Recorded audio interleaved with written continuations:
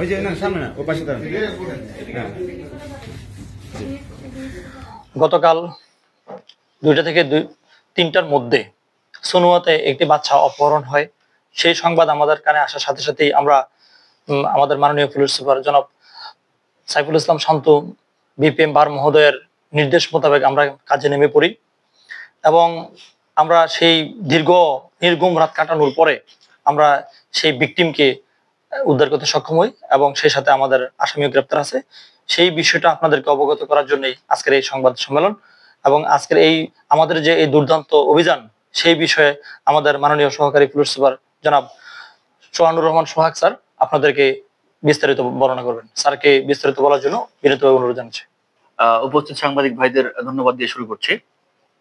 আপনারা অলরেডি জানেন যে আমাদের বাঁশখালী থানা পুলিশ 16 ঘন্টার নির্ঘুম একটা অভিযানের মাধ্যমে গতকালের যে চাঞ্চল্যকর আমাদের অপহরণের ঘটনা, সেই ঘটনার সাথে জড়িত আসামিদের গ্রেপ্তার করেছে। একজন আসামি গ্রেপ্তার আছে এবং অন্যান্য আসামিদের গ্রেপ্তারের প্রচেষ্টা চলছে।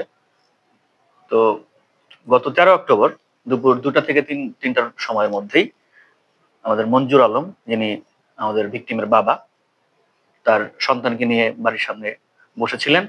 এই সময় তার প্রতিবেশী আমাদের আসামি এবং প্রতিবেশী মোহাম্মদ রিদওয়ান, ভিকটিম আদিয়াত যার বয়স মাত্র 5 মাস, তাকে কোলে নিতে চাইলে সে তাকে কোলে দিয়ে দেয়। দিয়ে পাশে যে চায়ের দোকান আছে সেখানে সে চা খাওয়ার জন্য চলে যায়। তো তার 1 ঘন্টা পরে, অর্থাৎ এই 2টা থেকে 3টার মাঝামাঝি যে সময়টাতে, এই সময় অতিবাহিত হওয়ার পরে 1 ঘন্টা পরে সে যখন আসার পর তার বাচ্চাকে তার মায়ের কাছে খুঁজে পায় না। যদিও কথা ছিল যে তার মায়ের কাছে দিয়ে যাওয়ার জন্য। যখন সে খুঁজে পায় না, অনেক খোঁজাখুঁজি করার পরেও যখন তাকে তার বাচ্চাকে পাওয়া যাচ্ছে না, তখন সে আমাদের থানা পুলিশের সহায়তা নিতে চায়।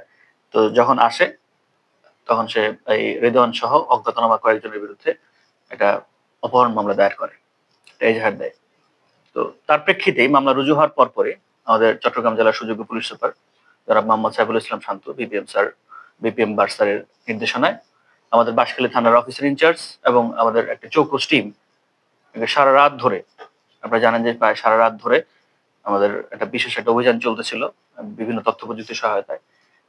তো সেই প্রেক্ষিতেই আমরা সারা রাত বিভিন্ন জায়গায় বিভিন্নভাবে বিভিন্ন খোঁজাখুঁজির মাধ্যমে শেষ পর্যন্ত তথ্য প্রযুক্তির সহায়তা এবং গোপন সংবাদের ভিত্তিতে আমরা জানতে পারি যে চন্দনাইশ থানা এলাকায় আমাদের যে ভিকটিম আদিয়াত সে অবস্থান করছে।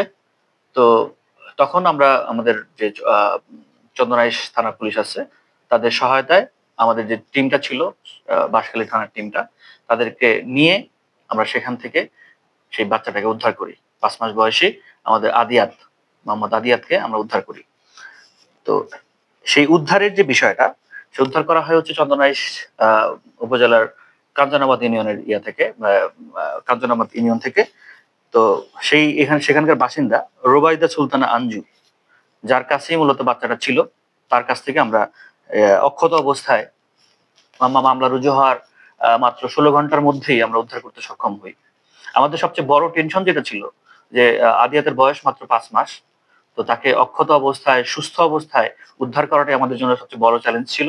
তো এই চ্যালেঞ্জটাকে আমরা উত্তরণের জন্য যত দ্রুত সম্ভব তাকে উদ্ধারের চেষ্টা আমরা অব্যাহত রেখেছিলাম। এক্ষেত্রে আমাদের অন্যান্য সংস্থাগুলোও কাজ করছিল।